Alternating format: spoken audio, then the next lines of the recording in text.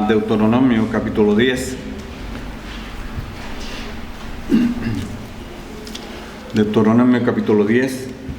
Y estaremos siguiendo la lectura del versículo 12 al final.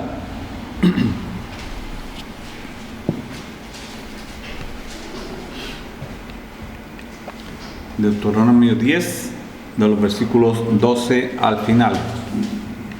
Dice así la palabra del Señor. Ahora, pues, Israel, ¿qué pide Jehová tu Dios de ti? Sino que temas a Jehová tu Dios, que andes en todos sus caminos y que lo ames, y sirvas a Jehová tu Dios con todo tu corazón y con toda tu alma, que guardes sus mandamientos de Jehová y sus estatutos, que yo te prescribo hoy, para que tengas prosperidad. He aquí, de Jehová tu Dios son los cielos, y los cielos de los cielos, la tierra y todas las cosas que hay en ella. Solamente de tus padres se agradó Jehová para amarlos, y escogió su descendencia después de ellos, a vosotros de entre todos los pueblos, como en este día. Circuncidad, pues, el prepucio de vuestro corazón, y no endurezcáis más vuestra cerviz.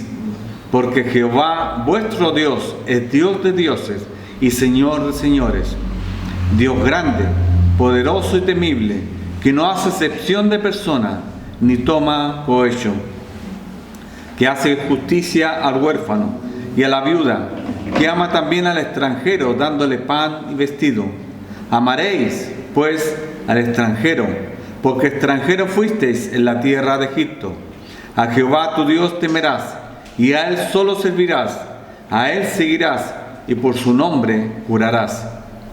Él es el objeto de tu alabanza, y Él es tu Dios, que ha hecho contigo estas cosas grandes y terribles que tus ojos han visto. Como 70 personas descendieron tus padres a Egipto, y ahora Jehová te ha hecho como las estrellas del cielo en multitud. Amén. Señor, te damos gracias por la lectura de tu palabra. Sabemos que es viva y eficaz, Señor, y que desde ya, Señor, pedimos que tu Espíritu Santo esté hablando a cada corazón, porque sabemos que lo hace. Y por lo tanto, Señor, te pedimos que tú estés en medio nuestro, sabiendo nuestra necesidad, sabiendo nuestras metas, incluso, Señor, los planes que podamos tener. Espero que todo lo podamos someter a tu voluntad y a tu gracia y a tu misericordia.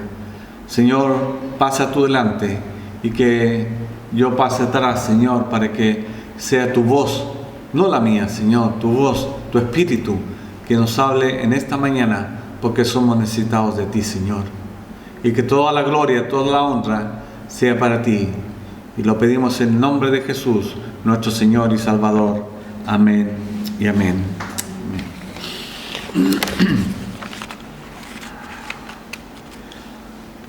Bien, este libro de Deuteronomio que quiere decir también segunda ley o repetición de la ley. ¿Y por qué tiene este nombre? ¿Por qué tiene este nombre? Hay algunas razones que realmente Dios, en su inmensa provisión, podríamos decir, lo determinó así. Las razones, una es vital, que leyó nuestro hermano Valerí en el capítulo 10, que Moisés rompió las primeras tablas de la ley. ¿Por qué? Por la idolatría del pueblo que recién Dios había sacado de Egipto. A pesar de haber mostrado todo el poder, toda la autoridad, toda la provisión que había hecho, el pueblo, cuando Moisés tuvo 40 días en el monte, se hizo un becerro de oro, el cual adoraron, poniéndolo como que ese era el Dios. Y Dios se lo dijo a Moisés, y Moisés, en ese arrebato como ser humano, cogió las tablas de la ley y las rompió. Y por eso también se pone aquí con Deuteronomio como la segunda ley. También había una nueva generación de israelitas. Los israelitas que fueron muriendo en el desierto Sabemos la historia que no entró ninguno de los que salieron de Egipto, no entró ninguno. Fue una nueva generación que entró, solamente Josué y Caleb, podríamos decir, de la primera hornada que salió de Egipto. Entonces había que reafirmar que Israel comprendiera quién era Dios, y por supuesto el otro motivo era que iba a estar rodeado de pueblos impíos, y por lo tanto tenía que ser protegido de parte de Dios. Pero también había otra situación, que Israel tenía que afrontar una nueva condición de vida, de ser un pueblo nómada a ser un pueblo sedentario. Entonces, y algo que era muy, muy vital, era que la ley tenía que ser asegurada ahí en Israel para que el pacto de Dios pudieran ellos comprender que seguía vigente el pacto que Dios había hecho con Abraham, Isaac y Jacob, como vemos en el último versículo del capítulo 10. Y vemos que realmente también esa ley, ese pacto, es hasta estos tiempos para con nosotros. Porque la palabra de Dios es ayer, hoy y será por los siglos. Por lo tanto, la lección de hoy también es para nosotros en esta mañana. Tenemos que muchas leyes de las que el ser humano ha implantado en sus estatutos de leyes están basadas en la palabra del Señor, están sacadas de la palabra del Señor. Y también tenemos que tener en cuenta que la palabra de Dios en sí no es un fin en sí, sino que es importante que nosotros podamos comprender el amor de Dios y a la vez nosotros humillarnos, obedecerles de todo corazón. Y eso es lo que en estos tiempos se ha perdido, y vemos las consecuencias de lo que está aconteciendo. Pero quisiera que fuéramos al texto nuestro, que miraremos del versículo 12 en adelante. Y estaremos trabajando, no creo que nos dé para más tiempo, pero estaremos mirando el versículo 12 y 13. 12 y 13. Ahora pues, Israel, ¿qué pide Jehová tu Dios de ti? Sino que temas a Jehová tu Dios, que andes en todos sus caminos, y que lo ames, y sirvas a Jehová tu Dios con todo tu corazón y con toda tu alma. Que guardes sus mandamientos de Jehová, los mandamientos de Jehová y sus estatutos que yo te prescribo hoy, para que tengas prosperidad. Sabemos que si hacemos un conjunto de todo lo que hemos leído, podríamos resumirlo, ¿no? Pero es bueno que escudriñemos un poco más qué es lo que realmente que nos quiere decir su palabra. ¿Qué nos requiere el Señor? ¿Qué nos exige? ¿Qué nos pide? Y realmente todo lo que Dios nos pide a nosotros es con un propósito. Es para nuestro bien. Podríamos decir que es para nuestro bien. Porque cuando nosotros a nuestros hijos les enseñamos, les corregimos, les marcamos pauta, los doctrinamos con distintas situaciones de la vida cristiana incluso, y de la vida normal, es para el bien de ellos. Pero ¿qué es lo que pasa con los niños? Que muchas veces no obedecen, son rebeldes, se revuelven contra los padres porque lo encuentran injusto, que están pasados de moda y todo lo más. Y yo creo que la figura es la misma que acontece aquí. Vemos que Dios, como Padre, tiene un plan maravilloso y quiere el bien para sus hijos, y quiere un bien para, en este caso, para el pueblo de Israel. Pero que hay una rebeldía, hay ir en contra de lo establecido, en contra de lo que Dios pide, y eso ha acontecido desde el principio de los tiempos. Así que si tenéis pelea con vuestros hijos, o si tenéis oportunidad con vuestros nietos, veréis que hay una rebeldía, la misma rebeldía que hemos tenido nosotros, y con los años hemos ido aprendiendo quizás un poquito de que realmente lo que decían nuestros padres tenían razón, o querían hacernos más fácil el andar en la vida, ¿no? Pero ¿qué es lo que Dios quiere o requiere y exige de nosotros? Que es para nuestro bien. Dice, ahora pues Israel, ¿qué pide Jehová tu Dios de ti? ¿A quién va dirigido esto? Va dirigido, por supuesto, al pueblo de Israel, a ese pueblo que Dios sacó de Egipto, ¿no? A su nación escogida, a sus hijos. Y si nosotros en esta mañana somos hijos de Dios por gracia, por misericordia, por su beneplácito, podríamos decir, tendremos que también asumir que la palabra es para nosotros también en este día. Ahora, si nosotros somos verdaderos hijos de Dios, apartados por gracia, por misericordia, entonces tenemos que poner atención. No es que yo cuente una historia esta mañana, sino que hay una enseñanza detrás de esto que es para nuestro beneficio, es para nuestro bien. Por lo tanto, es para este tiempo. Y más encima que la palabra de Dios lo dice. ¿Qué dice? Ahora,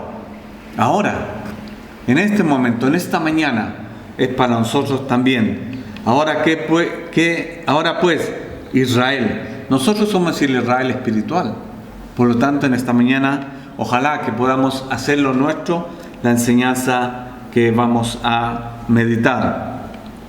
Dios tiene un plan, un propósito para ti.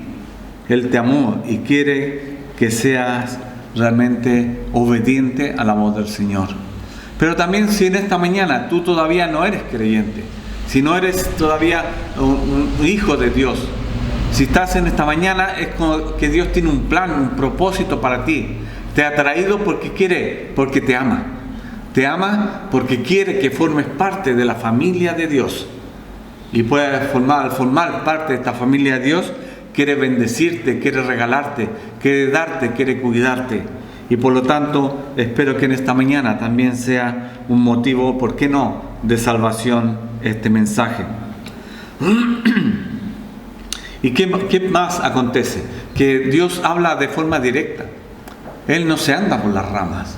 Él no te envuelve las cosas, te las adorna para después ir apretando, no. Él es directo. Hay un ejemplo que llama la atención. ¿Qué pasó con Adán en el huerto del Edén? Cuando Adán y Eva comieron del fruto prohibido, ¿qué hizo Adán? Se escondió. Se escondió.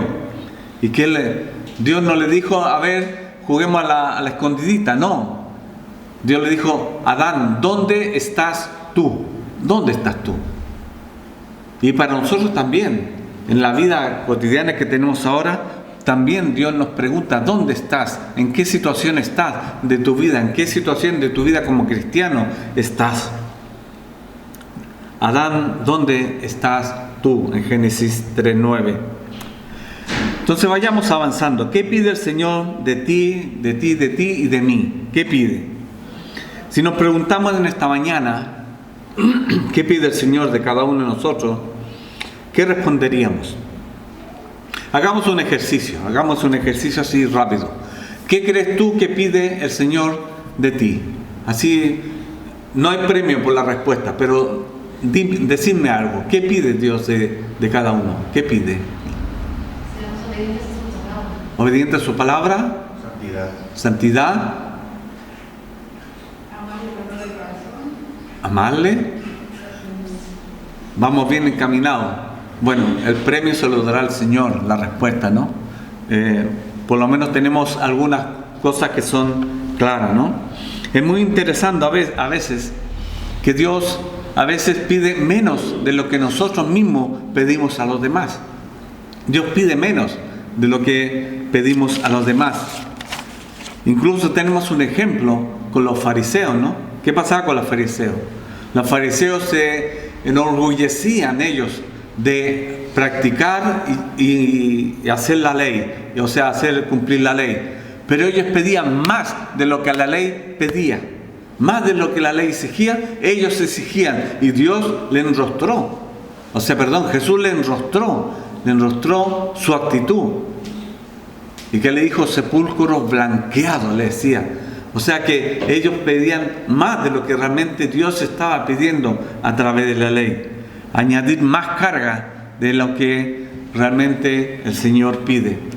Y yo creo que en estos tiempos también quizás hay esa equivocación en algunos lugares. Empecemos a ver qué es lo que pide el Señor de ti o de mí. ¿Qué dice? Sino, ¿qué pide Jehová tu Dios de ti? Sino que temas a Jehová tu Dios. Ya aquí empezamos mal. Aquí ya como que nos entra el pánico, ¿no? ¿Qué nos va a pedir Dios? Yo no puedo. ¿Qué nos va a pedir Dios? Y realmente no es miedo, no es pánico. ¿Qué es lo que realmente pide el Señor de nosotros? Nos pide reverencia, nos pide respeto, nos pide obediencia, sumisión, pleitesía, reconocimiento, etcétera, etcétera, etcétera. Pide realmente que nosotros a Dios nos humillemos delante de Él y le aceptemos y le conozcamos para saber los beneficios que tiene el ser hijo de Dios. Sí, dice que la palabra de Dios dice que en Proverbios el padre que ama al hijo lo castiga, ¿no? Pero ¿quién merece el castigo? ¿El que se porta bien? Bueno, yo creo que sería masoquismo ya que si fuera así, ¿no? Aquel en el cual se aplica el castigo es aquel que se desvía, desobediente, cualquier actitud en contra de lo que Dios está pidiendo. En el Salmo 111 dice: el principio de la sabiduría es el temor de Jehová, no el temor a Jehová. Ese de es muy importante, porque el temer a Jehová significa miedo, pánico, lo que me va a hacer el Señor, no, el temor de Jehová, esa reverencia, esa pleitesía que debemos darle a Él. Dice: buen entendimiento tiene todos los que practican su mandamiento. Su loor y alabanza permanecen para siempre en aquellos que le obedecen, aquellos que se humillan delante del Señor. Hay otra referencia parecida en el Salmo 34 y en el 103. Pero en Eclesiastés también, 12:13 dice: teme a Dios y guarda sus mandamientos, porque esto es el todo del hombre. Pequeñas palabras que están incluidas en una frase, pero que realmente encierran una enseñanza, una profundidad.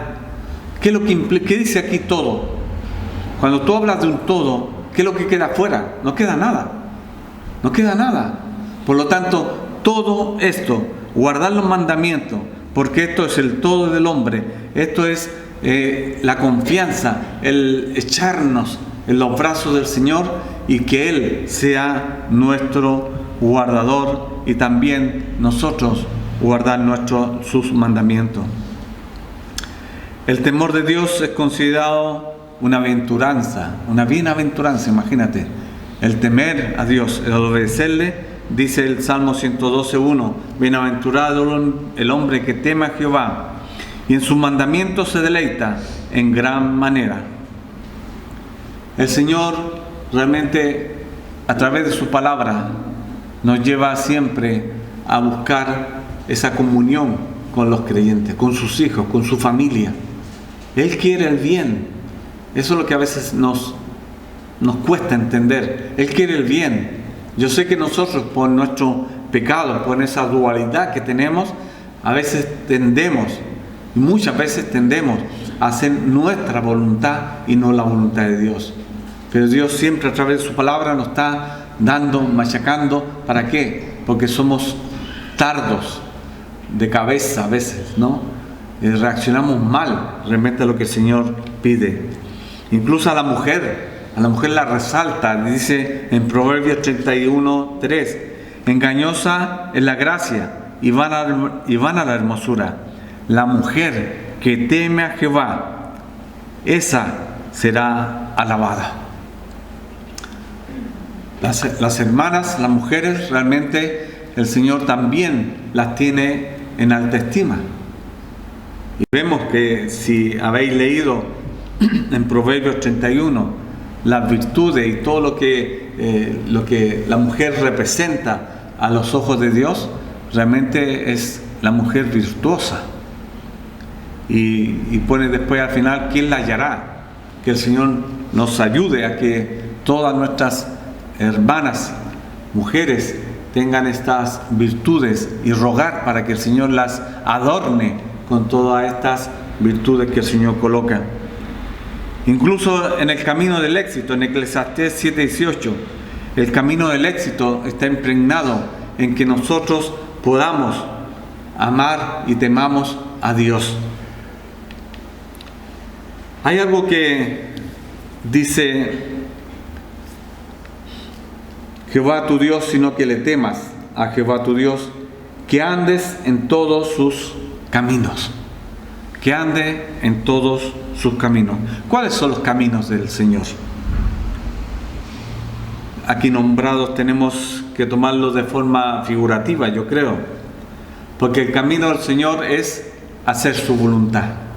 Hacer su voluntad es el camino que Dios ha trazado y más encima nos ha dejado la guía, el manual, para que nosotros podamos andar en este camino viendo que este camino es lo mejor que a nosotros nos puede acontecer.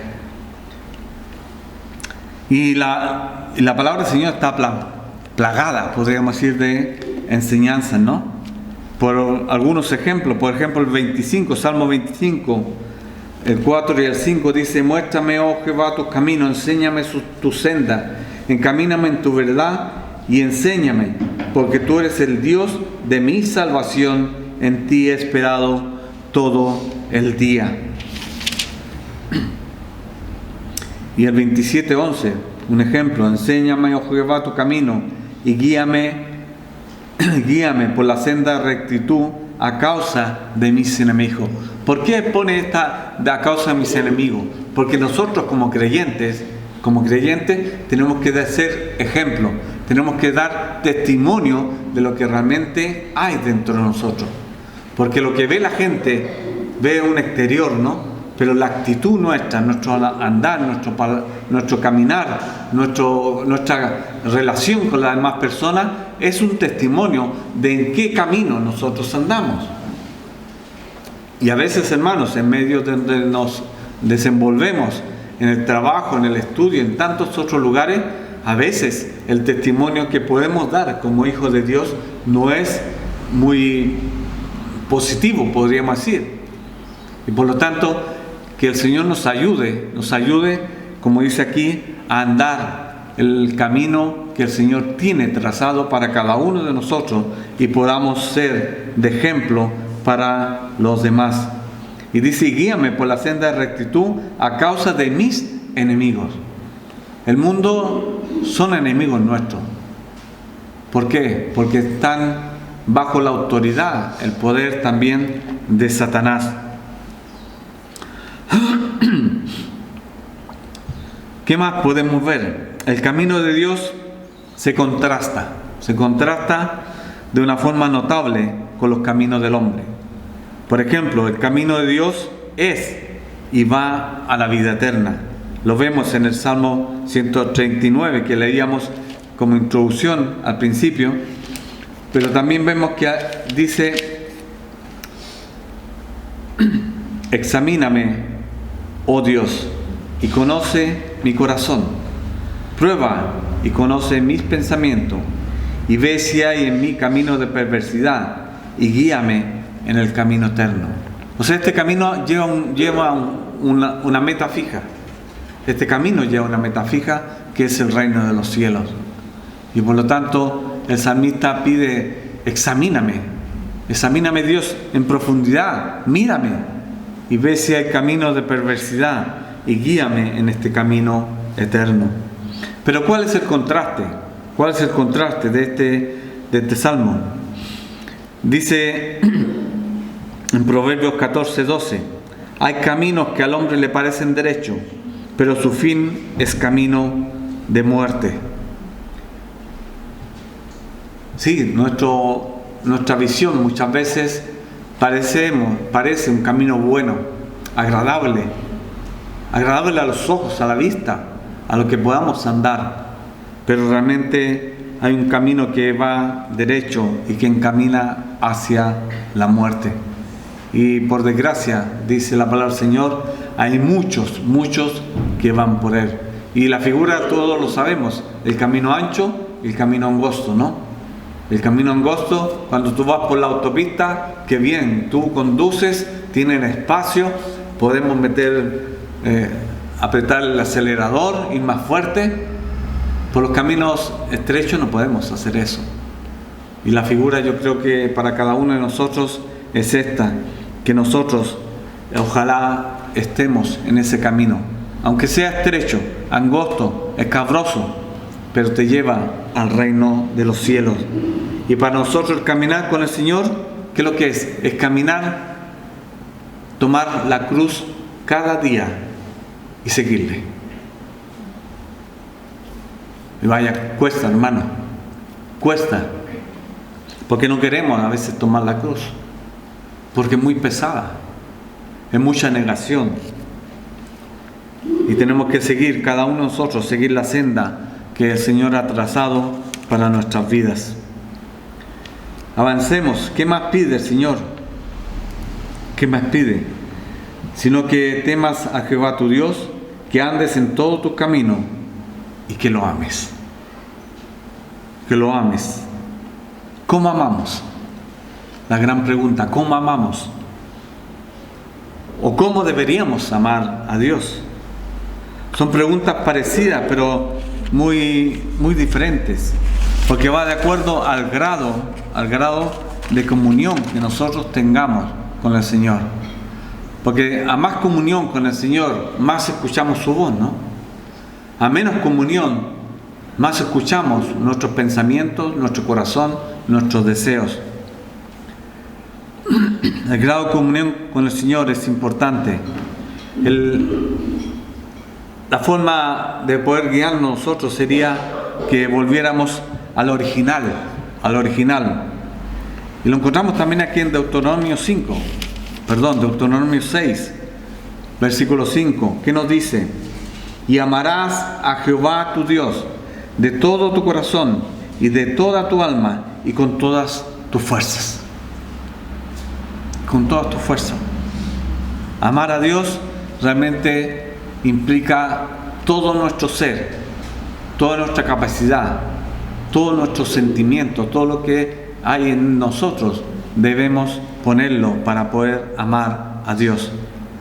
Y esto no solamente quedó en el Antiguo Testamento, sino que también en el Nuevo Testamento. En Mateo 22:37, en Marcos 12:30, en Lucas 10:27. Yo creo que explicar más esto, yo creo que es realmente, podríamos volver al Salmo 139, pedir al Señor que nos examine y que también examine cuánto amor tenemos para con Él. Y si el amor de Dios debe ser sobre todas las cosas, incluso sobre la familia, y mira cómo queremos la familia, ¿no? ¿Qué estarías dispuesto tú a hacer por tu familia? ¿Qué estaría dispuesto yo a hacer por mi familia, por mis hijos, por mis nietos, por mis parientes cercanos, por mis hermanos? ¿Qué podríamos hacer? Yo creo que llegada la situación, incluso daríamos la vida, o daríamos parte de nuestro cuerpo, un pulmón o otra cosa que pudiéramos dar por ellos. Y Dios nos pide esto, Dios nos pide que por sobre ese amor debemos amarle a Él. ¿Por qué? Porque dice que no somos dignos de Él si no le amamos a Él primero. ¿Qué es lo que hace? Si parece una contradicción. Señor, pero me estás pidiendo que no ame a mis hijos, a mis nietos, a mi familia, que no los ame. No te está pidiendo eso. Te está pidiendo que lo pongas a Él en el primer lugar. Que tu pensamiento sea en el primer lugar. No está diciendo que rompas con tus hijos. Bueno, o a lo mejor alguno podría tener la excusa, ya que el Señor me pide que no ame a mi familia, me largo, ¿no? No está pidiendo eso. Que el Señor nos ayude a entender y comprender, ¿no? En Mateo, por ejemplo, Mateo 10:37 nos dice: o Lucas también. Lucas dice, para que tengamos una visión, Lucas 14, 26 y 27 dice: si alguno viene a mí y no aborrece a su padre, a su madre, a su mujer y a sus hijos, hermanos y hermanas, y aún también su propia vida, no puede ser mi discípulo.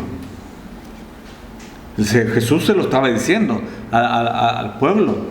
Jesús se lo dijo. Realmente imagínate la contradicción que se le habrá formado a la gente cuando escuchó estas palabras, y a nosotros también, yo creo, en esta mañana. Pero podemos abocarlo: ¿qué sentimiento tenemos para con Dios? ¿Es un verdadero amor que tenemos para con Dios? ¿Es un amor verdadero? Entonces nosotros, ¿qué podríamos hacer? Sino que humillarnos delante de su presencia y hacer su voluntad.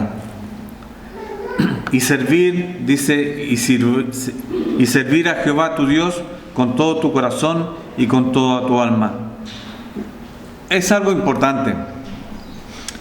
Vuestro amor, gratitud a Dios es sirviéndole. Es una demostración del amor del Señor en su obra, en la obra de la batalla de la fe.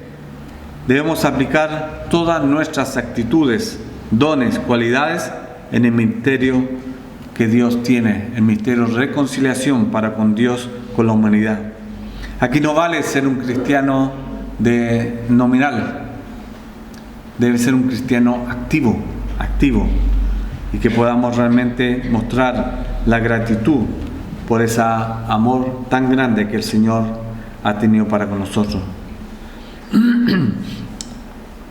En Filipenses vemos, también en Hebreos.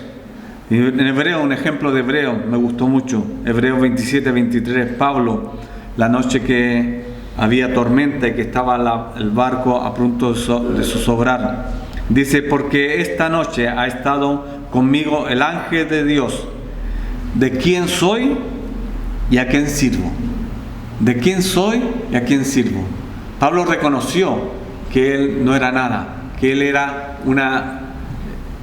una persona que había sido adquirida por Dios, y por lo tanto, ¿cuál era la condición de él? Era servir a aquel que lo había adquirido, y por lo tanto es un ejemplo para nosotros de saber que el Señor, Él nos ha escogido y nuestra labor es servirle.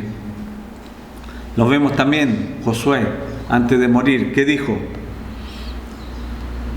Ahora pues, temed a Jehová y servirle con integridad y verdad. En Josué 24. Y al final, ¿qué dice? Pero yo y mi casa serviremos a Jehová. Podríamos hacer nuestro estos ejemplos.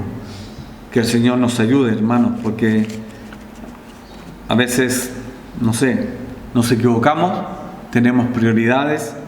Así que el Señor nos ayude. Avanzamos otro poco. Que guardes sus mandamientos de Jehová el Señor y sus estatutos que yo te prescribo hoy, o que te ordeno, para que tengas prosperidad para tu bien. Siempre la obediencia a Dios trae consecuencias. Siempre. Y en su inmensa mayoría hay una bendición que Dios te llena de su espíritu, te llena de su paz, de saber que estás en el camino correcto, de saber que vas en el camino correcto, y por lo tanto el Señor podríamos decir te paga, no, el Señor te regala de esa gracia de Él para que tú puedas mantenerte en el camino y poder servir al Señor. Entonces, ¿realmente vale la pena servir y seguir al Señor? ¿Vale la pena? ¿Qué piensas tú en este día? Realmente, si ponemos toda nuestra situación delante del Señor, ¿vale la pena servir a Cristo? ¿Seguir a Cristo? Yo creo que a pesar de las pruebas, dificultades, yo creo que sí vale la pena. Porque de una u otra manera, el Señor te libra, te provee, te cuida, y Él puede, y podemos ver que cuánto el Señor nos ama. Y por causa de ese amor, muchas veces el Señor te provee y te da de gente impía, de gente que ni siquiera tú puedes pensar, el Señor le quita a ellos y te lo da a ti. Yo lo he visto. No es que me lo invente, yo lo he visto. Y eso realmente es amor y misericordia de parte del Señor. ¿Cómo podríamos resumir para concluir? Hemos analizado, hemos explicado estos versículos.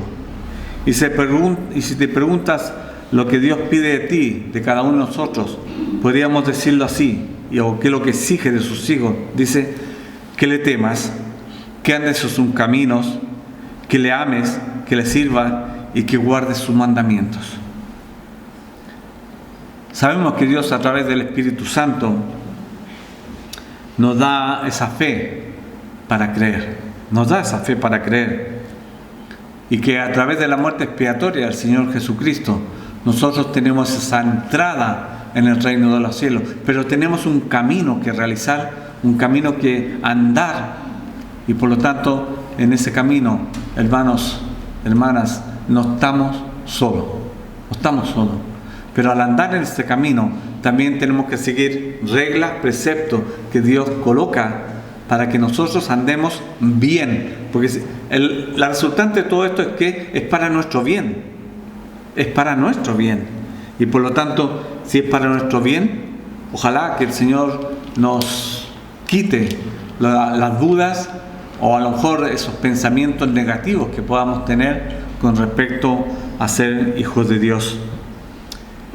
Entonces, en esta mañana podríamos decir, ¿qué te impide? ¿Qué me impide a mí cumplir lo que el Señor pide? ¿Qué impide? Cada uno puede hacer una autorreflexión, ¿no? Cada uno es necesario que lo hagamos, ¿no? Si queremos cumplir las órdenes, la petición del Señor, realmente no seguir nuestra idea, nuestros placeres, nuestros anhelos, nuestros deseos, nuestras metas, sino que todo eso colocarlo. Porque el Señor nos dice, claro, nosotros tenemos esa cualidad de poder pensar, quizás buscar caminos, pero realmente todas las ideas, metas que podamos tener, debemos colocarlas ¿dónde? Delante de la presencia del Señor. Y el Señor, de acuerdo a su voluntad, a su misericordia, nos guiará, como decía el salmista, nos guiará en el camino eterno. Es difícil a veces, hermanos, colocar nuestros planes, nuestros anhelos, nuestros deseos, colocarlos delante. Es difícil, pero si el Señor te está ofreciendo, nos está ofreciendo este proyecto, podríamos decir, ¿qué esperamos? Ojalá que clamemos a aquel que escudriña hasta lo más íntimo de nuestros pensamientos y nos humillemos a Él y le demos a Él la honra y la gloria. Que el Señor en esta mañana nos ayude y que Él sea glorificado en todo esto. Amén.